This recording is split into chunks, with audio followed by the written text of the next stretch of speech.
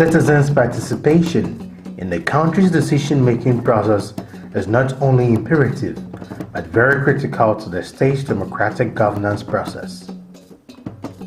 As a part of the movement for good and equitable governance, there has been a growing awareness of the importance of decentralization as a means to enable people to participate more directly in the decisions that shape their lives.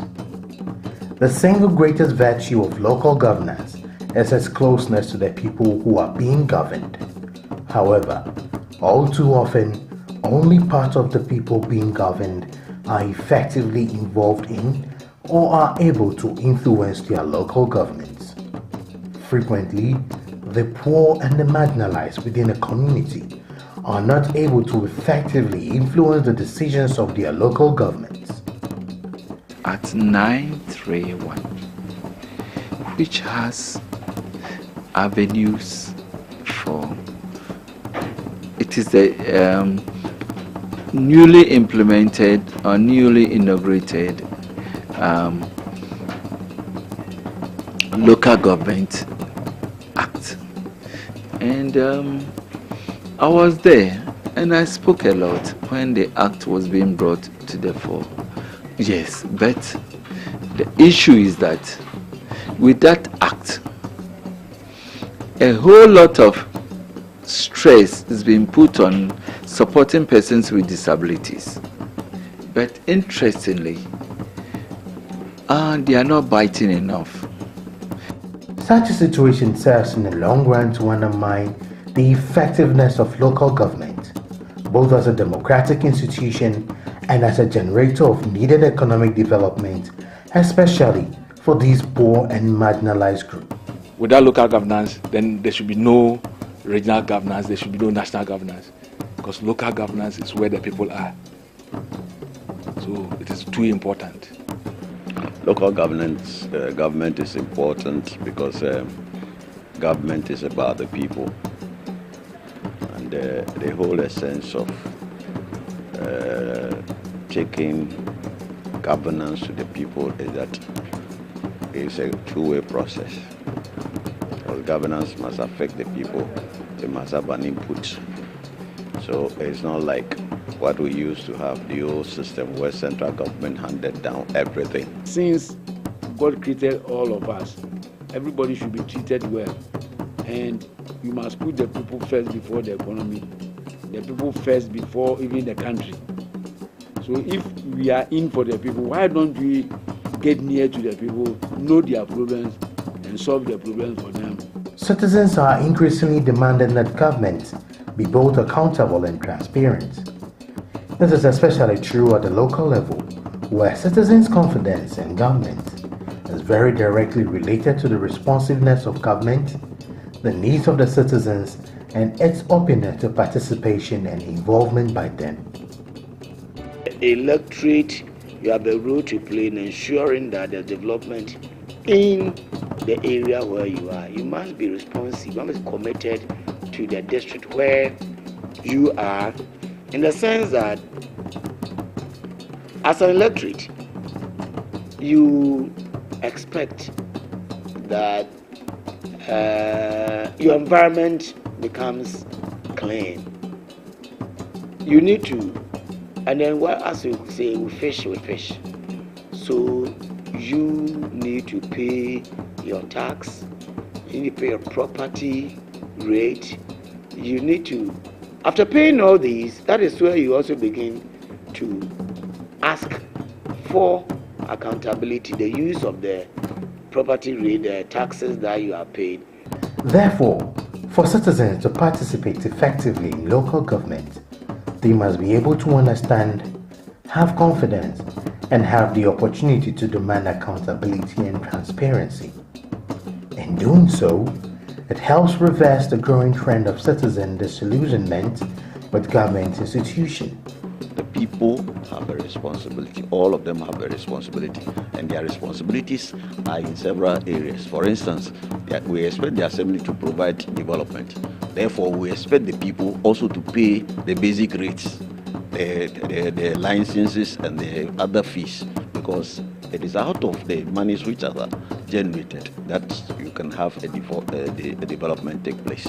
So the people have those responsibilities. Apart from that, they also must show a keen interest in whatever happens there. So when there are assembly meetings, they have a right to go to the assembly meetings. When there are town hall meetings, they have a right to go to the town hall meetings.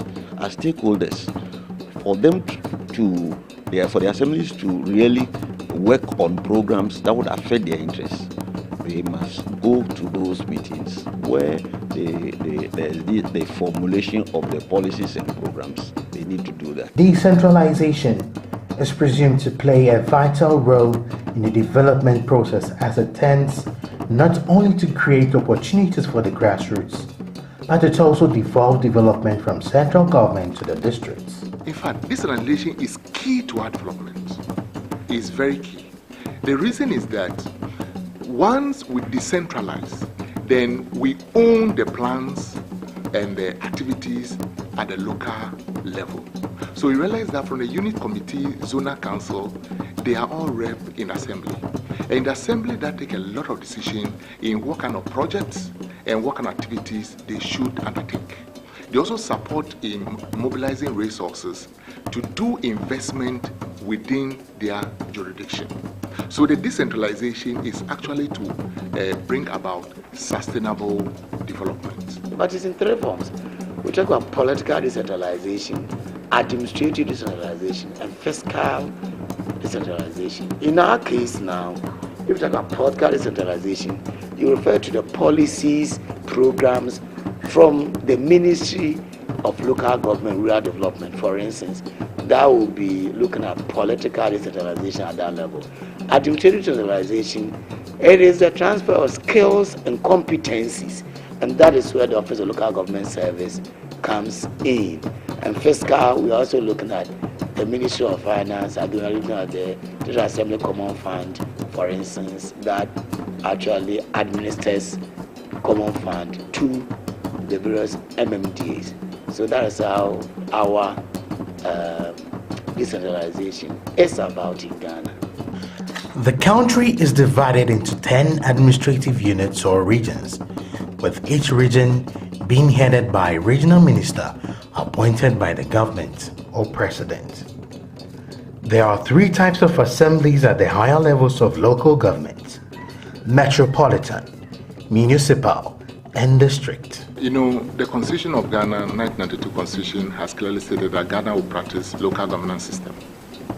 So I think it started after the Constitution, where we have a Ministry of Local Government to actually, and rural development, to actually make sure Ghana attain that in the practice of local governance in this country.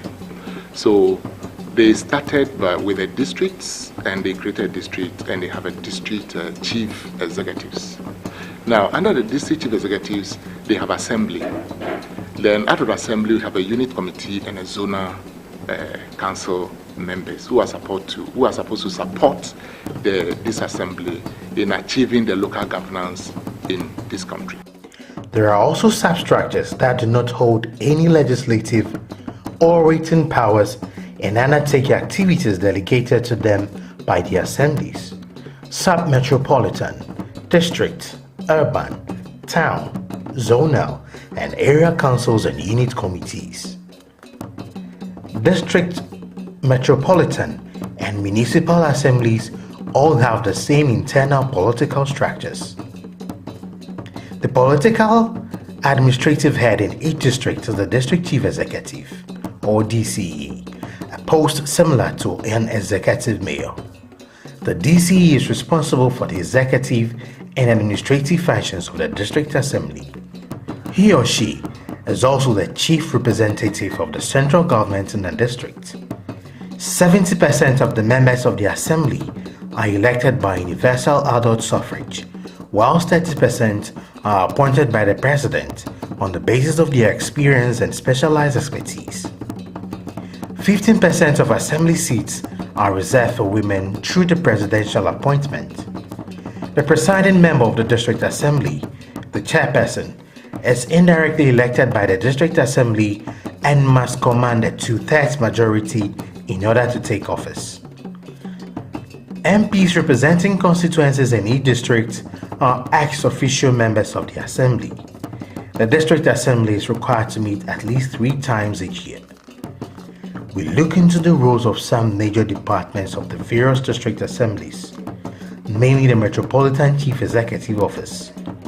When I'm MC, that's first I'm representing the president in the district, and I have to see to it that the aims of the president is also followed up. That is the implementation of government plans and ideas must be should be seen as somebody spearheading all these things. Like there are certain things in our manifesto which must be adhered to. So I should see to it that things are implemented, not deviating from what is the aim of the government. Like the government is one district, one factory, and other things. You see, I must not do anything in contrary to what the government is doing. The role of the coordinating director. I'm the coordinating director, and like I earlier mentioned, we coordinate the work of other directors. And so if you are a coordinating director, in fact, you have other line managers who are supposed to be directors, and then you virtually coordinate the activities of those other directors to ensure that the overall objective. The role of the finance officer. A finance officer. We help to collect data for the disabled, for enhancing of the revenue generation of the local communities. We have the revenue structure, substructures under the district assembly. We have the urban area councils of the various district assemblies. That we have ceded certain revenue to them, for them to collect on behalf of the district assembly. When you collect when the substructure, the area council collects some money, they pay it in bulk into the assembly account. You see, and we give them 50% for them to also to run their offices. The role of the presiding member. The Act has prescribed what the presiding member is supposed to do. And as a presiding member, your main description or job description is to, 1, you chair the General Assembly sitting. So the Assembly is made up of 2 main committees. We have the legislature and the executive. And the presiding member heads the legislature, and the chief executive heads the executive. So, as a presiding member, you convene general meetings and all other meetings, special meetings, emergency meetings, every meeting that will involve the assembly members. It's the presiding member's duty to call for such meetings. What are the sources of revenue for the assembly? Internal generated revenue, that's IGF. You get some from property rates, markets, or you get some from the government, which is the common fund, then DACF. We also sometimes get some from the World Bank and other areas. How do they use the revenue generated for? We use some for infrastructural development like school buildings. Some also are used for, say, renovation of other facilities like our hospitals, the needs of the people. Sometimes routes, regraveling of feeder routes, and other petty things. How is the common fund disbursed, and how do they identify projects to be embarked on from the common fund? The common fund is it used to be 5%, now 7.5% of total revenue of a nation. That is distributed per formula approved by Parliament to the 216 MMDAs in Ghana, to the disbursed quarterly. That's what we call the District Assembly Common Fund, and it's provided for by law. Act 480 makes provision of the District Assembly Common Fund, and today forms part of the Local Governance Act. The formula gives that every quarter, KE, for instance, its shares about 1 million Ghana cedis, or maybe Cape Coast Metro, its shares maybe 1.2 billion Ghana cedis per quarter, maybe AMA shares 1.5 million Ghana cedis per quarter. This is how they use a formula, like I've already said, to actually share to the various MMDs. It goes from the Administrator Common Fund to the bank, letter goes to the assembly to indicate that this is how much the administrator has actually paid to your account when the number is already provided by the various MMD.